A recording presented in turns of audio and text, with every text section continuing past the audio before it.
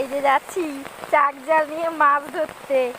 বর্ষায় আমাদের পুকুরে মাছ উঠছে তাই দেখতে যাচ্ছি। আর ওই দেখো একটা বউ দেখে, এখান থেকে মাছ ওঠে আমাদের, বড় বড় শোল মাছ, মাগুর মাছ। 21টা মাগুর মাছ ধরেছে আমার বাবা, শোল মাছও ধরেছে।